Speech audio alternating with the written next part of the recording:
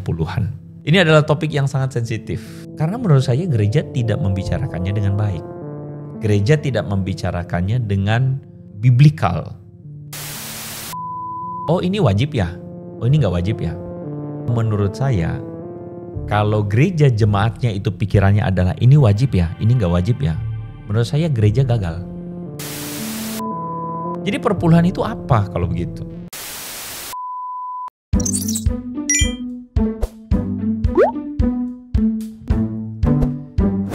Selamat datang di Gereja 360, sebuah channel yang saya khususkan menjadi sebuah pembicaraan tentang gereja dan pelayanan. Ini adalah sebuah channel yang lahir dari sebuah pengalaman dan saya pada akhirnya bergumul dengan Tuhan secara pribadi dan merasakan bahwa perjalanan ini adalah perjalanan yang dimana Tuhan telah membukakan banyak realita tentang pelayanan dan gereja. Tentu channel ini bukan untuk membicarakan dan menggosip sama sekali. Tetapi channel ini adalah sebuah channel yang ingin supaya setiap masalah, setiap hal-hal yang mungkin bisa jadi tidak disadari atau yang istilah kerennya adalah blind spot yang ada di gereja itu bisa kita bicarakan dengan jujur. Hari ini banyak gereja yang bergumul dengan anak muda, hari ini banyak gereja yang bergumul dengan perubahan tren, hari ini banyak gereja yang bergumul dengan jemaat yang berkurang, hari ini banyak gereja yang bergumul dengan konflik dalam gereja, dan bahkan kita harus akui, gereja bergumul salah satunya dengan stigma yang muncul di sosial media tentang gereja dan pelayanan itu sendiri. Karena itu saya berharap konten-konten ini atau wacana-wacana ini dapat dibicarakan dengan jujur. Daripada kita tidak membicarakannya sama sekali dan kemudian karena tidak membicarakan tidak ada transformasi. Jadi kita membicarakan, kita dengan rendah hati bisa sama-sama bertransformasi sehingga gereja pelayanan yang tempat di mana kita boleh ada itu bisa mengalami kemajuan dan ujung-ujung akhirnya kemuliaan bagi nama Tuhan. Nah, saudara-saudara izinkan hari ini saya membicarakan tentang satu topik yaitu perpuluhan. Ini adalah topik yang sangat sensitif.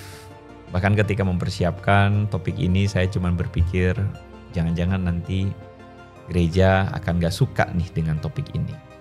Tetapi menurut saya hari ini sebagian gereja tidak memberikan edukasi yang baik tentang perpuluhan. Kita ngomong realitanya dulu. Realitanya adalah makin banyak jemaat antipati terhadap gereja karena isu perpuluhan. Itu realita dan itu tidak bisa kita pungkiri. Makin banyak influencer yang kemudian mengeluarkan narasi-narasi yang kemudian menyamaratakan perpuluhan itu dengan memperkaya pendeta. Perpuluhan itu disamakan dengan gereja yang mengambil uang jemaat. Perpuluhan itu disamakan dengan gereja memanipulasi jemaat. Kita harus akui bahwa narasi itu akan muncul dan bisa jadi akan semakin banyak di sosial media, dilihat oleh jemaat secara belak-belakan dan kemudian bisa jadi kemudian banyak orang berpikir memang demikianlah adanya. Nah, saya ingin mencoba untuk fair. Mencoba untuk seimbang, mencoba untuk apa adanya. Dan kita mungkin harus mengakui bahwa bisa jadi praktek-praktek sindiran yang ada di sosial media tentang perpuluhan itu memang terjadi. Tetapi pasti saya sangat yakin bahwa itu terjadi pada beberapa atau contoh-contoh tertentu.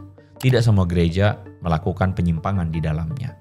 Tapi sebenarnya kenapa ini bisa sampai menjadi sesuatu yang simpang siur, menjadi sesuatu yang akhirnya bisa jadi negatif? Karena menurut saya gereja tidak membicarakannya dengan baik. Gereja tidak membicarakannya dengan biblikal. Bahkan ayat-ayat Alkitab yang mungkin diambil di dalam topik perpuluhan ini adalah ayat yang cuman diambil sebagian untuk kemudian mengatakan ujilah aku. Di dalam Maleakhi dikatakan Maleakhi pasal 3, ujilah aku, apakah aku tidak akan membukakan pintu tingkap-tingkap langit buat kamu. Atau misalnya perkataan Paulus yang mengatakan camkan ini, yang memberi sedikit menuai sedikit, yang memberi banyak menuai banyak. Ya, ayat-ayat itu adalah ayat-ayat yang memang demikian tertulis. Tetapi kita harus mampu untuk melihat bahwa perpuluhan itu menurut apa yang saya amati, perpuluhan itu harusnya diberikan definisi yang benar dan biblikal, dan saya sangat punya keyakinan jika jemaat dididik dalam teologi yang benar, dalam pengajaran yang benar tentang kenapa perpuluhan itu ada, maka jemaat pasti menurut saya tidak akan hitung-hitungan dalam hal memberi kepada Tuhan. Saya pernah melayani di salah satu gereja yang mungkin sebenarnya tidak dicap sebagai gereja perpuluhan, tidak dicap sebagai gereja yang istilahnya tuh ini disindir karena perpuluhan, tidak. Tapi gereja ini melakukan atau membuka sebuah pos persembahan perpuluhan. Dan bahkan gereja ini punya nah saya sering mengatakan bahwa kita ini tidak memberikan edukasi kepada jemaat dengan baik.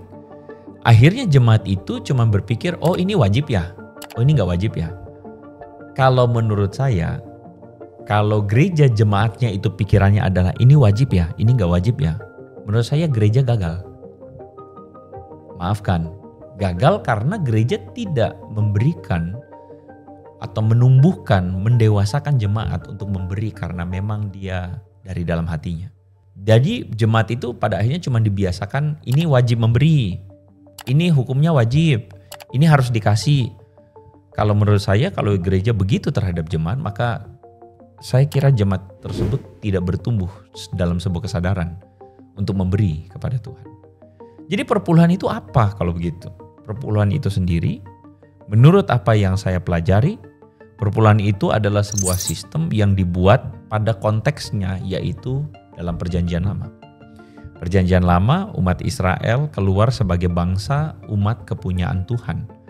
Mereka adalah umat yang kemudian diminta Tuhan untuk memperhatikan saudara-saudaranya, sebangsanya, sesama umat Tuhan itu harus dikasihi dan dipelihara.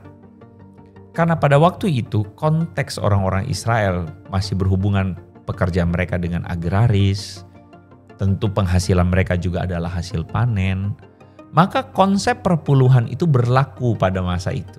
Berlaku dalam arti hasil panen mereka itu harus disisihkan untuk menjadi milik Tuhan. Dan milik Tuhan itu dipergunakan untuk apa? Dipergunakan untuk memberi makan mereka yang tidak bisa makan. Siapa mereka yang tidak bisa makan? Salah satunya tentu adalah para pelayan Tuhan yang pada konteks waktu itu suku Lewi itu melayani Tuhan secara penuh waktu. Sehingga mereka karena harus mengurus tabernakel atau mengurus kemah pertemuan bait Allah, mereka itu pada akhirnya tidak bekerja dan mereka tuh tidak punya, istilahnya tidak seperti orang biasa pada umumnya. Jadi mereka butuh makan. Mereka butuh makan. Sekali lagi, ini kebutuhan. Bukan cuma mereka yang melayani Tuhan secara penuh waktu, tetapi mereka juga yang butuh perpuluhan ini adalah mereka yang gagal panen. Mereka yang panennya gagal, mereka yang tidak bisa makan, atau bahkan bangsa asing, orang asing yang hidup di tengah-tengah umat Israel, yang butuh dipelihara, mereka makannya dari mana? Ya perpuluhan itu. Jadi perpuluhan itu sejak awal, bukan milik kaum Lewi saja. Perpuluhan itu sejak awal bukan milik hamba Tuhan saja. Perpuluhan itu adalah sesuatu yang Tuhan inginkan supaya jemaat umat Tuhan belajar bahwa mereka harus peduli kepada sesamanya. Mereka harus memberi makan orang-orang yang kurang beruntung. Mereka harus memberi makan orang asing. Mereka harus memberi makan para pelayan Tuhan yang tidak punya privilege bekerja seperti mereka. Mereka harus memberi makan itu, dan pusatnya di mana? Pusatnya di bait Allah. Pusatnya di mana? Di rumah Tuhan. Karena pada waktu itu belum ada dinas sosial, belum ada kementerian sosial, belum ada yang. Jadi rumah Tuhan menjadi pusat untuk kemudian terjadinya keadilan sosial bagi umat pada waktu itu. Jadi perpuluhan itu sebenarnya harus diedukasi kepada jemaat, supaya jemaat itu menyadari bahwa berkat yang saya terima dari Tuhan bukan sepenuhnya milik saya, tapi berkat ini datang dari Tuhan dan Tuhan mempercayakan kepada saya. Dan kalau namanya dipercayakan berarti saya bukan pemiliknya, pemiliknya Tuhan. Sehingga saya yang dipercayakan hasil ini semua harus dipergunakan sesuai dengan apa yang Tuhan mau. Begitu teologinya. Perpuluhan itu dibuat untuk supaya jemaat tidak menaruh hatinya kepada uang. Jemaat itu belajar bersandar kepada Tuhan, belajar untuk murah hati seperti Bapa kita murah hati. Sekali lagi saya tidak menentang perpuluhan. Kalau saudara mungkin berkata, kalau gitu kok Andre, kalau itu dulu perjanjian lama berarti perjanjian baru gimana? Saya tidak menentang kata atau katakanlah persembahan yang disebut perpuluhan, saya tidak menentang. Karena itu dasarnya adalah bagaimana gereja bisa jadi berkat. Tapi sekali lagi menurut saya pun tidak mewajibkan jemaat untuk harus bayar perpuluhan. Saya akan mengajarkan jemaat untuk punya hati seperti hati Tuhan. Mau dibentuk jadi umat Tuhan. Urusan dia memberi atau tidak, itu tidak ada urusannya dengan yang lain. Itu urusan dia secara pribadi dengan Tuhan. Kalau saya akan cenderung begitu. Saya yakin bahwa apa yang saya bagikan bisa jadi ini relevan untuk gereja kota. Tapi untuk gereja-gereja di daerah, saya tahu betul bahwa hamba-hamba Tuhan yang ada di sana merintis gereja di daerah yang kecil. Mereka justru bisa makan karena perpuluhan jemaat. Mereka bisa makan karena panen pisang dari jemaat yang disisihkan untuk gereja. Mereka bisa makan karena panen singkong yang disisihkan untuk gereja. Dengan segala hormat. Saya yakin pada kondisi inilah perpuluhan itu justru dibutuhkan. Dibutuhkan untuk apa? Dibutuhkan untuk kemudian mendukung terus pelayanan. Mendukung terus hamba Tuhan tersebut untuk bisa memberitakan Injil dengan efektif. Karena itu saudara-saudara tentu ini akan kembali kepada konteks gereja masing-masing. Cuma saya berharap gereja mengedukasi jemaat.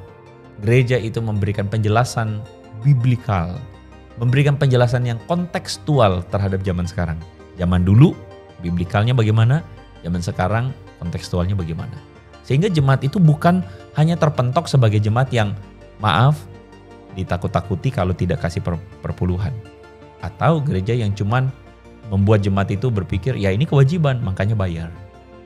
Saya percaya sekali lagi, ketika jemaat dengan akal budi mereka, tahu betul kenapa mereka harus memberi, kenapa mereka harus mensupport pelayanan, disitulah mereka diberkati. Saya percaya itu dengan sangat sungguh. Bagaimana menurut teman-teman semua? Apa yang saya bicarakan, apa yang menjadi wacana hari ini, mungkin siapa tahu ini bisa dibicarakan oleh saudara-saudara di gereja masing-masing, dibicarakan juga oleh mungkin anak-anak muda. Dan kalau misalnya pemimpin-pemimpin gereja atau katakanlah aktivis gereja hari ini mungkin masih belum menyadari ini, mungkin anak-anak muda juga bisa sampaikan. Who knows, jadi berkat.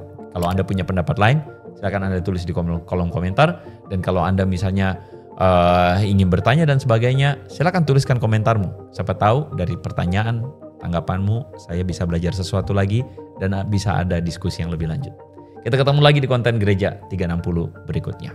God bless.